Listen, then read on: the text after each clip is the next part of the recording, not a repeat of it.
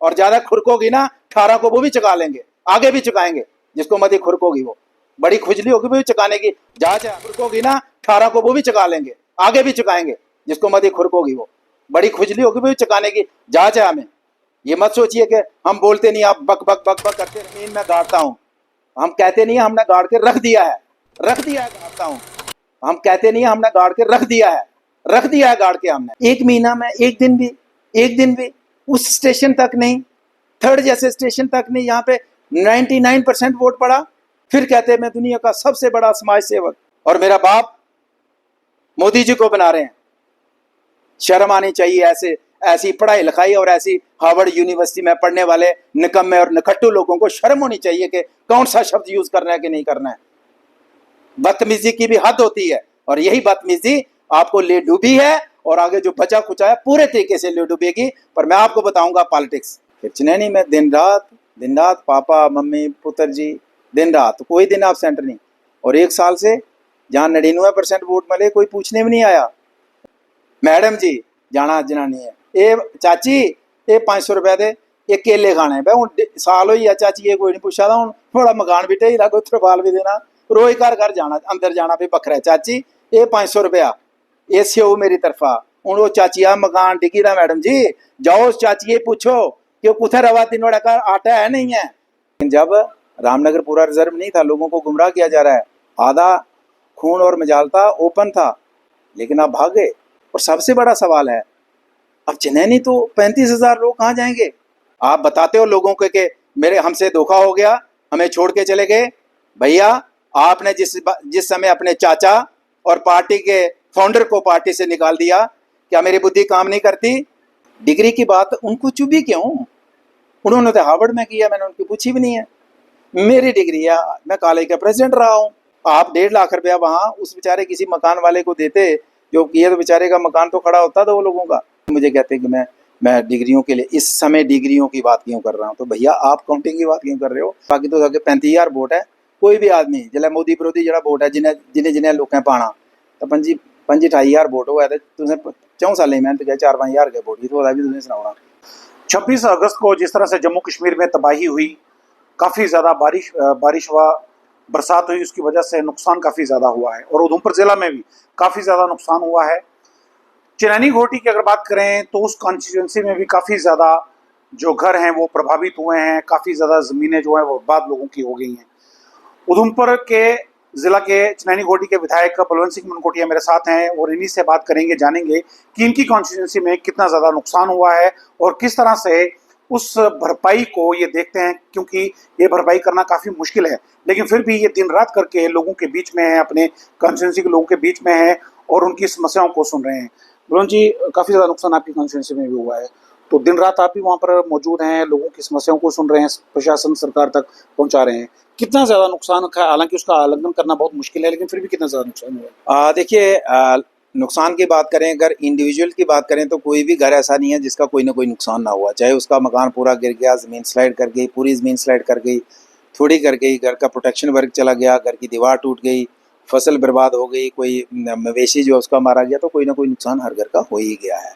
और लेकिन major level पे कुछ गांव के गांव ही हमारे चले गए। कालडी साइड चले जाएं, यहाँ पे जो है सुलगार पंचायत में चले जाएं, यहाँ चढ़ पंचायत में चले जाएं, उसू कैरा में चले जाएं, खड्डू में चले जाएं, यहाँ थर्ड में चले जाएं, यहाँ अपर लद्दा में चले जाएं, इसी तरीके से हमारा मतलब लाठी में चले जाएं। तो बहुत से एरियाज़ हैं जहाँ पे गांव ही स्लाइड कर गए हैं। तो एक बहुत बड़ा नुकसान जो है हुआ है। और हमारे इस 26 तारीख की बारिश के बाद तो लगभग सारी 100% सड़कें हमारी बंद थी चनैनी घोटी विधानसभा की, और 100% हमारे मोबाइल नेटवर्क बंद था, और 100% हमारा जो है पावर सप्लाई बंद थी। लेकिन 2 तारीख आते आते कुछ हद तक चीज़ें रिस्टोर की, लेकिन 2 तारीख की बड़ी बारिश के बाद नेशनल हाईवे फिर से पूरे तरीके से बंद हो गया और बाकी सड़कें भी दोबारा बंद हो गई। तो उसको दोबारा रिस्टोर किया और लगभग 80% सड़कें हमारी खुल गई हैं। 90% हमारा मोबाइल नेटवर्क रेस्टोर हो गया, और लगभग 95% मैं कहूँगा कि पावर सप्लाई हमारी रेस्टोर हुई है। बाकी डिपार्टमेंट का तो अभी हमने भी उनसे बात करने का, उसके ऊपर चर्चा करनी, लेकिन बहुत ज़रूरी जो थी इसके ऊपर काम चल रहा है। और ये रेस्टोरेशन भी ये कहेंगे कि मतलब सड़कें खुली हैं, सिर्फ छोटी गाड़ी के लिए प्रॉपर रेस्टोर नहीं किया है। जस्ट एक उसको पैसेज दिया कि पेशेंट तो मतलब कोई फंसा है, पेशेंट है, बीमार है, मतलब मतलब टाउन तक पहुंच पाए, हॉस्पिटल तक पहुंच पाए, स्कूल तक पहुंच पाए, तो वो भी काम चल रहा है। तो रेस्टोरेशन का काम तो अभी चलेगा। कुछ एयर ड्रॉप भी किया गया था, राशन या दवाइयाँ लोगों को एयर ड्रॉप की गई थी। देखिए जब तो जी देखिए, जब नेशनल हाईवे बंद हो गया तो फिर गुंजाइश ही नहीं थी कि कोई और रास्ता था नहीं जाने के लिए, तो इसलिए एयर ड्रॉप भी किया गया और कुछ सामान जो है बाया ट्रेन वो बनाल के रास्ते भी लाया गया, जो इमरजेंसी सर्विसेज की रिक्वायरमेंट थी, एसेंशियल सर्विसेज, उस रास्ते से भी लाया गया। तो अभी हाईवे की बात करें, थर्ड में तो काफ़ी ज़्यादा नुकसान हुआ है, क्योंकि आपकी कॉन्स्टिट्यूंसी वहीं से रास्ता सारा जाता है, जितना भी सामान वहीं से जाता है, लेकिन ये जो रास्ता है ये रुकने का नाम नहीं ले रहा है, जिस तरह लैंडस्लाइड लगातार हो रही है। तो इस पर कोई चर्चा की गई हो? सीएम उमर अब्दुल्ला साहब ने भी कल बात की है गडकरी साहब से, तो इसको किस तरह से आप देखते हैं? राष्ट्रीय राजमार्ग तो काफ़ी ज़्यादा खराब हो गया। देखिए एज ए लेजिस्लेटर मैं आपको बताना चाहता हूँ कि जो मेरी जिम्मेदारी थी कि केंद्र की टीम आई, एलजी साहब आए, प्रधानमंत्री पीएमओ आए, हमारे मुख्यमंत्री यहाँ पे आए, हमारे डीपकाम यहाँ पे आए, एलओपी यहाँ पे आए, तो उनको ब्रीफिंग करना, चूँकि डिटेल में जो जानकारी मेरे पास थी उन सभी के साथ ये साझा चर्चा की है और सभी ने अपने अपने तरीके से इस पे ऊपर जो है मुझे लगता है कि काम किया है। लेकिन नेशनल हाईवे अथॉरिटी अभी भी पूरे तरीके से इसको रिस्टोर नहीं कर पाई है, चूँकि बारिश हर दिन होती है। 26 तारीख के बाद कोई दिन ऐसा नहीं है जिस दिन उस एरिया में बारिश ना हुई हो। तो आज काम होता है और शाम तक फिर बैठ जाता है। तो चैलेंज तो उनके लिए भी है, लेकिन फिर भी मैं कहना चाहूँगा नेशनल हाईवे अथॉरिटी एक बहुत बड़ी नामी गिरामी जो एजेंसी है और जो एक नाम उसका है, तो उसके हिसाब से बेशक स्लाइडिंग है, बारिश है, लेकिन उससे हिसाब पे जो रिजल्ट मिलना चाहिए था उसमें लोगों को नाराज़गी ज़रूर है। अब थोड़ी सियासत की बात कर लें। 18 तारीख का आपको भी इंतज़ार होगा, दोबारा से जो ईवीएम की है वेरिफिकेशन होनी है, तो आप किस तरह से इसको देखते हैं? आप जिस तरह से इलेक्शन कमीशन ने कहा है कि दोबारा से जो है ईवीएम की जो है वेरिफिकेशन की जाए। देखिए कानूनी प्रक्रिया है कि कोई भी आदमी जब ये कहता है कि मुझे रिकाउंटिंग करनी है, उसके लिए उस प्रक्रिया का पालन करता है और उसके बाद जो है उसको उसका जो है डिपार्टमेंट है या कंसर्न जो एजेंसीज हैं जिसने इलेक्शन कंडक्ट करवाई है, तो उसकी जिम्मेदारी बनती है और मुझे लगता है कोर्ट का जो आदेश है तो उसका पालन सभी को करना पड़ता है और होगा भी। लेकिन मैं ये कहना चाहूँगा कि बड़ा शोर डाला कि ये होगा, तो मैं कहना चाहूँगा कि वहाँ तो सारा मतलब मुझे लगता है कि वो ट्रांसपेरेंट तरीके से होगा, नज़र के सामने होगा।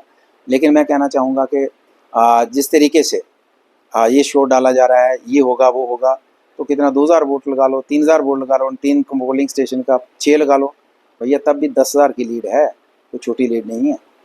और 4 साल तक लगातार कभी पापा जी, कभी मम्मी जी, कभी पुत्र जी, 4 साल तो विधानसभा से एक दिन भी छुट्टी नहीं हुई, एक दिन भी छुट्टी नहीं हुई।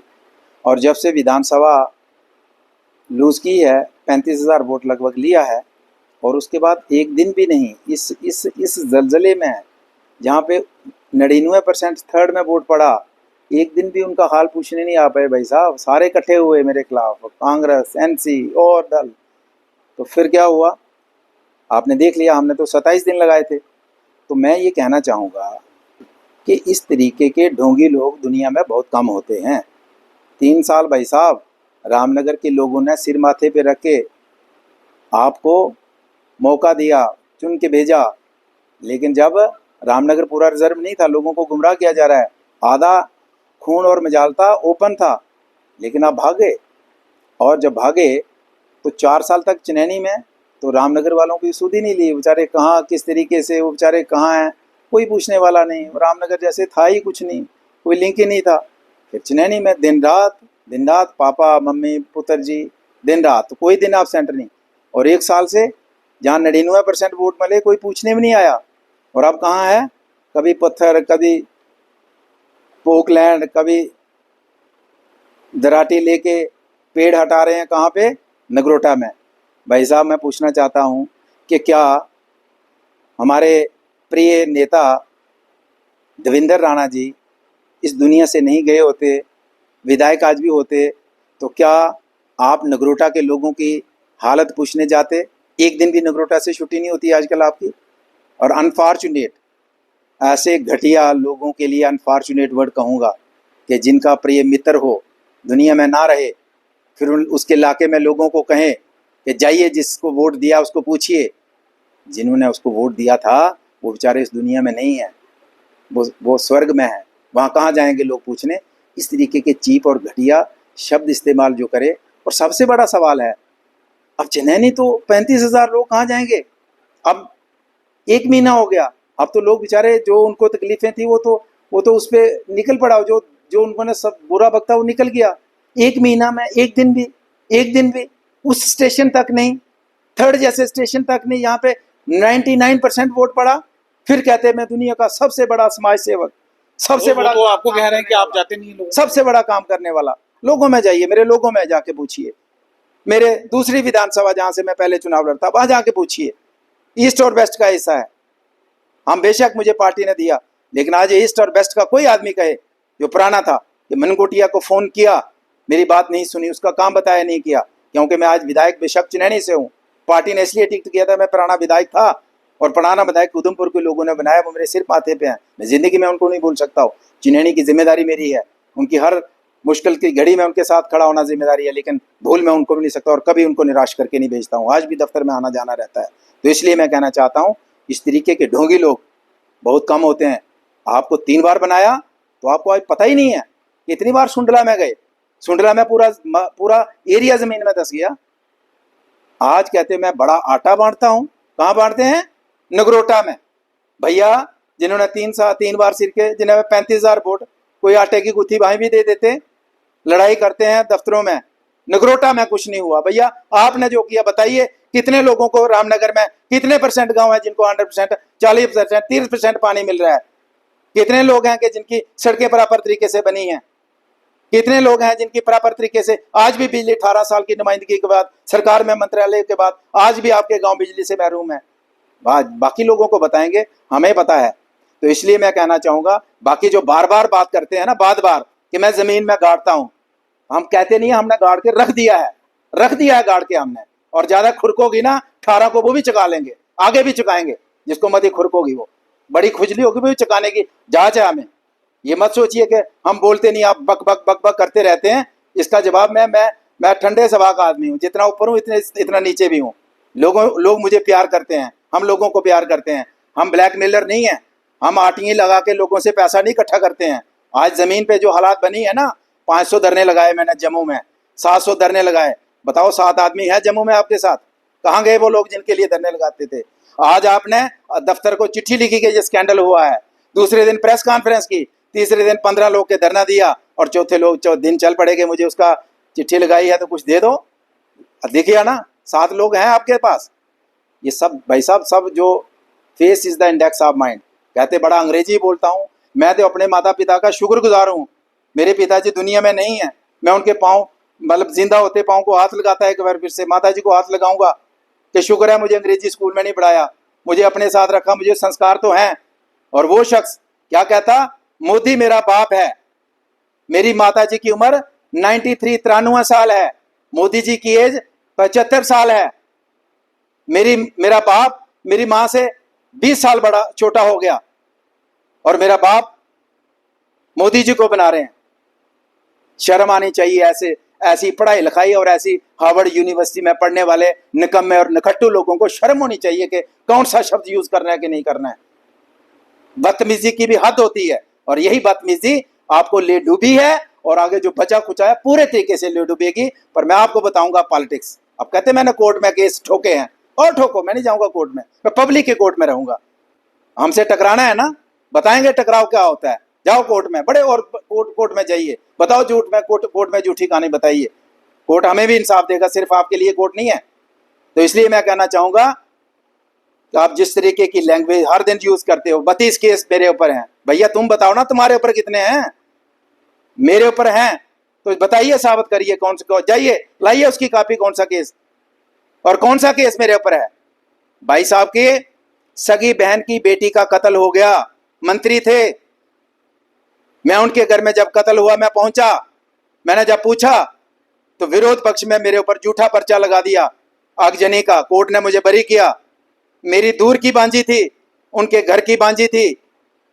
आपकी सरकार ने उस टाइम मेरे पे, आप मंत्री थे, आप जिस मुफ्ती साहब की चिमचागिरी करते थे, वही सरकार थी जिसने एमएलए के ऊपर पर्चा लगाया था, और मेरा कोई क्राइम नहीं था। आप बताते हो लोगों को कि हमसे धोखा हो गया, हमें छोड़ के चले गए। भैया आपने जिस समय अपने चाचा और पार्टी के फाउंडर को पार्टी से निकाल दिया, क्या मेरी बुद्धि काम नहीं करती कि अपने चाचा को ये आदमी निकाल सकता है, जिसने पार्टी बनाई उसको निकाल सकता है, तो मुझे कितने दिन रहने देगा? मेरा दिमाग इतना काम नहीं करता है? फिर कहते मैं साथ में चलूं, 20 साल आपकी नौकरी कर ली और फिर आपका आपका क्या है कि पर्चा मेरे ऊपर लगता है कि इस कत्ल, जिस आगजनी में जो आपके परिवार का पहला है, आप क्यों नहीं गए मौके पे वहां, जो मेरे पे झूठा पर्चा लगा? पूरी दुनिया गई, पूरे रिश्तेदार गए आपके, उनके घर में क्यों नहीं पहुंचे? आपका क्लोज का रिश्ता था। आप उन पर्चों की बात लोगों को बताते हो कि बलवंत सिंह क्रिमिनल है। बलवंत सिंह ने क्राइम कोई नहीं किया है।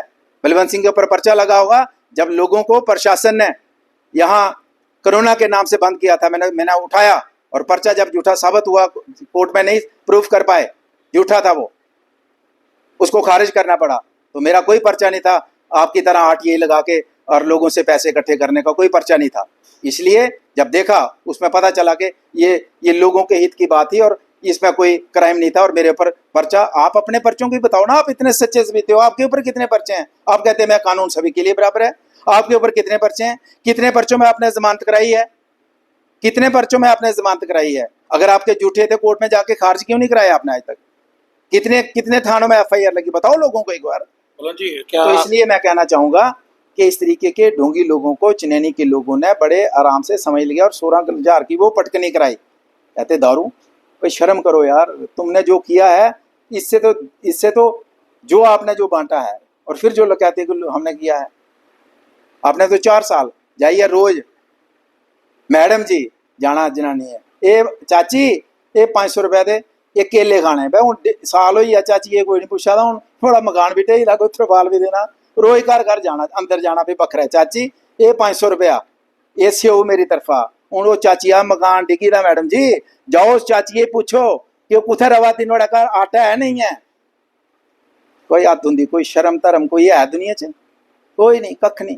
Unfortunate, very unfortunate. लेकिन लोग समझ गए हैं। लेकिन मैं आपको बताऊंगा, आप जाइए कोर्टों में, जाइए जितने मर्जी कोर्टों में, झूठे मुकदमे दायर कीजिए, कोर्ट इंसाफ हमें भी देगा। सिर्फ आपको आपकी झूठी बातें नहीं सुनेगा कोर्ट। मगर पॉलिटिक्स में ना, मैं आपको मैं बताऊंगा और आपको मैंने 10 बार समझाया भाई साहब, आप आरटीआई लाके जब आप इकट्ठे थे कि आरटीआई लाके लोगों को लूटो मत, इस तरीके का आप काम करते बंद करो, आप नहीं सुधरे। उसके बाद मुझे मजबूरन फैसला लेना पड़ा। तो इसलिए मैं कहना चाहूंगा, ये लोगों को गुमराह करते हैं, फिर कहते हैं भाई साहब सुना है कि चुनौतियों को खत्म करने की बात करता है, सुना है। भैया मेरी माँ चुनौतर है तो मुझे अपनी माँ से शुरुआत करनी है क्या? मेरे आप जैसे संस्कार नहीं है। मुझे संस्कार जो मेरे माँ बाप ने दिए हैं, इवन आपके माँ बाप से जो मुझे संस्कार दिए मिले हैं, मैं आपका जैसा नहीं हूँ। मेरे संस्कार मुझे उनसे भी मिले हैं, अपने मामा मामी जैसे भी संस्कार मिले हैं, मैं वैसा नहीं हूँ। और मैं अपनी माँ से शुरुआत करूँगा। इस तरीके की बेहुदा बातें कर करके आपने अपने आप को ख़त्म किया है और आने वाले समय में आपका क्या हश्र होगा वो आपको थोड़े समय में ये जहाँ की पब्लिक बताएगी। क्या आपकी डिग्री की भी अब आरटीआई लगेगी? डिग्री की बात उनको चुभी क्यों? उन्होंने तो हार्वर्ड में किया, मैंने उनकी पूछी भी नहीं है। मेरी डिग्री है, मैं कॉलेज का प्रेसिडेंट रहा हूँ, इलेक्शन लड़के प्रेसिडेंट हुआ, कुछ और दरवाजे से नहीं बना डिग्री कॉलेज का प्रेसिडेंट। फिर मेरी मुझे डिग्री जो है, मैंने 2 डिग्रियां की हैं। उसके बाद मैंने पॉलिटिकल साइंस में की है, इग्नो से की है। उसके बाद मैंने जर्नलिज्म और मास कम्युनिकेशन में की है। इग्नो में जाके लगाएं आरटीआई, जाके पूछें भैया कोई पेपर दिया कि नहीं दिया, कैमरे लगे थे, हाजिरी लगी, तो मैं ही था, कोई और तो नहीं था मेरी वजह से। मेरे पेपरों में फोटो आता था जब मैं एग्जाम देता था, शायद आपने भी कभी छापा होगा। जब एग्जाम में बैठता था कभी एमएलए होके ये क्यों पढ़ता है, तो मेरा मकसद एमएलए होके पढ़ना नहीं था। कि वो लोग कई बार सोचते हैं कि हमने वो चीज़ हासिल करनी थी, कर ली, आगे नहीं पढ़ाई करनी है। तो हमारा था कि ये वो जो लोग रास्ते में छूटते हैं वो आगे चलें, देख के उनको मोटिवेशन मेरा पर्पज़ था। तो इसलिए उनको डिग्री क्यों चुभी। और तो मेरी के बाद तो अब एक हाई कोर्ट ने तो 100 लोगों को कर दिया। और बाकी डिपार्टमेंट में भैया एक बच्चा दिन रात पढ़ता है, मैं कोई वकील या कोई डॉक्टर या कोई इंजीनियर की बात नहीं करता हूँ। जो बेचारा पढ़ता है, कम नंबर लेता है, ज़्यादा लेता है पढ़ के, उसको कोई नहीं पूछता है, बाहर से जाता है गोल मोल जाके जुगाड़ करता है और डिग्री लेके वहाँ कुर्सी पे बैठता है। तो उनको अगर मैंने पूछ लिया तो आपको क्या दर्द है? फिर कहते हैं जी डिग्रियाँ पूछता है। भैया और इस समय आफत आई है, वो डिग्रियाँ पूछ रहा है। आफत आई है, आप काउंटिंग में लगे हो, उस काउंटिंग में लगे हो जिसका आपको भी पता है। आप 1.5 लाख रुपया वहाँ उस बेचारे किसी मकान वाले को देते, जो किए तो बेचारे का मकान तो खड़ा होता था वो लोगों का, हैं, उनका तो कोई कुछ बनता। तो फिर आप मेरा दिन 2 दिन बर्बाद करोगे इस काउंटिंग में, जब मैं उन 10 लोगों के घर में जाता, उनको गले लगाता, उनको कोई हेल्प करता, उनको कोई पूछता तुम्हारा क्या है, तो मुझे तो 2 दिन मेरे वहाँ बर्बाद करेंगे आप। तो फिर मुझे कहते हैं कि मैं डिग्रियों के लिए इस समय डिग्रियों की बात क्यों कर रहा हूँ। तो भैया आप काउंटिंग की बात क्यों कर रहे हो? 10 दिन बाद करवा लेते, इस हफ्ता के बाद करवा लेते, 15 दिन बाद करवा लेते। तो इसलिए मैं कहना चाहूँगा, इस तरीके के ढोंगी लोग पूरा जम्मू कश्मीर समझ गया है। जम्मू कश्मीर 700 धरना लगाया, जनाब रिकॉर्ड बनाया, 7 आदमी लाओ जम्मू, लियाओ जैसे लियाओगे खड़े करोगे, जिंदे से लड़े मन नहीं लगे तो उस मेरे नेता हो।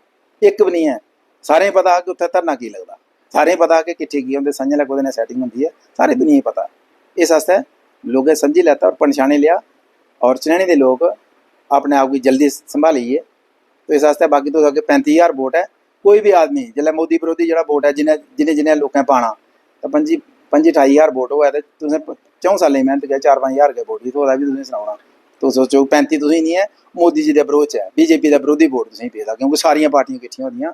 तुस अपना भी नहीं सोचो कि मिगी 35 पेदा, तुसें कोई 5 गै ही थोड़ा 5 सालें च, ये तो सोची लै, अगे क्या शुरू होना भी पता लगी जाना। मलन जी, काफ़ी ज़्यादा आपकी पब्लिक फिगर है, उधमपुर से विधायक रहे आप, अब चनैनी में गए हैं, लेकिन चनैनी के बावजूद भी आप उधमपुर के लोगों के साथ भी जुड़े हैं, इस आपदा में भी जुड़े हुए हैं। क्योंकि मैं भी मार्केट में होता हूँ तो लोगों से बात करता हूँ, वो ये कहते हैं कि चनैनी में बेशक वो विधायक वहाँ के हैं, लेकिन हमारे भी वो काम करते हैं। देखिए, पहली मेरी जिम्मेदारी आज की डेट में चनैनी है, लेकिन मैं आज अगर चनैनी की टिकट पार्टी ने दी कि इसलिए दी कि मैं विधायक था, नहीं होता शायद पार्टी मुझे देती नहीं, तो विधायक था, और विधायक में उधमपुर आज ईस्ट और वेस्ट में बटा है, उसकी वजह से पुरानी विधानसभा में, तो उन लोगों को मैं आखिरी सांस तक हर भाषण में कहता था नहीं मैं भूल सकता। और आज की डेट में कोई भी उधमपुर का मेरे साथ मेरी पॉलिटिकल मेरे साथ था या नहीं था, किसी को भी कहेंगे बलवंत सिंह को फ़ोन किया, बात की, कोई काम बताया, मेरे से होना नहीं होना अलग की बात है, कि एक आदमी गए मैंने उसको नज़रअंदाज किया चनैनी के साथ साथ।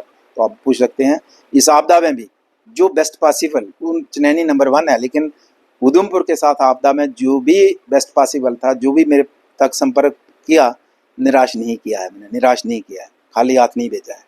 तो इसलिए हम वैसे लोगों में से नहीं कि आज मुझे चुनाव वहाँ से लड़ना है तो आज पिछलों को भूल जाऊँ, वहाँ से लड़ना है तो उस अगलों को भूल जाऊँ, ऐसा नहीं। सलमे पुल काफ़ी ज़्यादा इसमें कंट्रोवर्सी देखी जा रही है, आखिर कब शुरू होने वाला है काम, बस ये बता दें। वही है ना, to every action there is equal and opposite reaction, के जितना जोर लगाना हम लगाते हैं तो अपोजिट डायरेक्शन से भी उतना है। तो कुछ पर्दे से जो लोग यहाँ भाषण करते हैं ना, बताइए उनको, पूछे 4 साल है, एक दिन भैया आपने पूछा होता कि धरना आपने लगाया था कि सिलमे पुल टूटा है और रामनगर तक जाता था, रामनगर तक आप इस रोड से जाते थे, कहते जी उधमपुर का था, मेरी तो 2 पंचायतें थी तब। तो इसलिए सिलमे पुल जो है, मैंने कहा था कि आपका विधायक जब आप अपने लोगों के साथ खड़ा होता है वो चट्टान बन जाता है, चट्टान जिसका कोई उसका और उसके लोगों का कोई बाल बांका नहीं कर सकता। पूरा जोर लगाया, विभाग ने पूरा जोर लगाया, विभाग ऊपर नहीं, छोटे अधिकारी थे, कुछ पर्दे से पीछे नेताओं ने पूरा जोर लगाया किस तरीके से रोका जाए और बलवंत की जो कमिटमेंट है उसको खरा उतरने से रोका जाए। लेकिन मैंने कहा हम चट्टान हैं, जब लोगों के साथ खड़े होते हैं चट्टान की तरह खड़े होते हैं, कोई बाल बांका नहीं। अब टेंडर एक्सटेंड करने का बड़ा चर्चा किया, नहीं होने दिया उन्हें सारा, और फिर बता दिया उन अफसरों को कि जिन अफसरों ने कोशिश की थी उनकी औकात बता दी, और बाकी लोग औकात बताएंगे, औकात जिन नेताओं ने इसमें नेगेटिव रोल किया है। लेकिन पुल का टेंडर की डेट की समाप्ति हो चुकी है और ओपनिंग की 1-2 दिन में ओपनिंग होगी, और उसके बाद अलाटमेंट के बाद इसका काम शुरू होगा। कोई दुनिया की ताकत रोक नहीं सकती, पुल बन के रहेगा। मलन जी, एक आखिरी सवाल आपसे रहेगा, रोज़ सुबह आप हॉस्पिटल में लंगर बिछाए सेवा करते हैं वहाँ पर, इतना मनोबल कहाँ से आता है? आप सुबह यहाँ पर रहते हैं, फिर अपनी कॉन्स्टिट्यूंसी में चले जाते हैं, उधमपुर में भी रहते हैं, आप रात को सोते भी हैं नहीं? देखिए आशीष जी, एक बड़ा वो मेरे लिए एक मतलब एक बड़ा जिसको कहेंगे मेरी एक शुरुआत मतलब ऐसे होती है, मैं डेली उसमें लाइव या वीडियो में नहीं आता हूँ, मैं बीच बीच में आता हूँ, लेकिन वो शुरुआत ऐसी होती है कि वहाँ मतलब जैसे होता है ना कि एक नशा सा है कि सुबह उठ के 100, 200, 300 लोगों को मिलना है। अब जब हर बंदे को फिर पूछना है, भैन जी कुथों आई हाँ, मैं जी टिकरी आई, भैन जी कुथों आई हाँ, मैं जी रामबन आई, पापा जी कुथों आए, मैं बटोदा आया, पापा जी कुथों आए, मैं चिड़ी दा आया। तो मुझे हर आदमी को पूछने का मौका मिलता है, तो मैं इतना ही पूछता हूँ कि बताइए मैं कुछ कर सकता हूँ, तो उसमें से लगभग 1-2 लोग चाय के लंगर के बाद आते हैं, लेकिन बाकी कोई नहीं आता है कि मैं कुछ कर सकता हूँ। डॉक्टर की तरफ से कोई स्पोर्ट काम मिली, कोई दवाई काम मिली, कोई एम्बुलेंस का है, तो अब उनको ये लगता है कि जब मैं नहीं आता 1-2 दिन तो फिर मैसेज आते हैं, भाई साहब आप दिखे नहीं। तो अब उनको लगता है कि एक आदमी आता है और कम से कम हमारा हाल पूछता है, बस इतना ही है। इतना बड़ा परिवार होना कितने गर्व की बात है। बहुत गर्व की बात, बहुत बड़े गर्व की बात है कि सबसे बड़ी बात है कि मतलब लोगों ने आज तक जो मेरा पॉलिटिकल सिस्टम है तो लोगों ने हमें दिल से चाहा है और हमने भी लोगों को फॉर्मेलिटी नहीं की है। मैंने अफसरों को पहली मीटिंग में कहा था कि भैया शायद आप कई बार तंग भी आ जाओगे कि जो मैं लिखता हूँ तो मैं लिखता हूँ कि जब मैं लिखता हूँ तो मेरा दिल से लिखता हूँ। मैं कहता हूँ यार ये चिट्ठी लिखी है ना, ये मार्क की है, ये काम होना चाहिए। मैं अफसरों को कहा मैं वो नहीं लिखता हूँ कि टाल दिया इसको। मैं जब लिखता हूँ तो मैं ऐसे लिखता हूँ कि मतलब 2 वर्ड ही लिखूंगा लेकिन दिल से लिखता हूँ कि काम हो जाना चाहिए। तो जब आप भी ये सोचोगे कि मेरे लिखे बगैर भी कोई आएगा तो काम हो जाना चाहिए।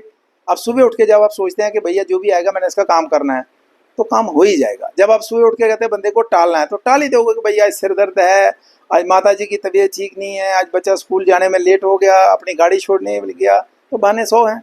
लेकिन जब आपने कहा कि काम करना है तो हो ही जाता है।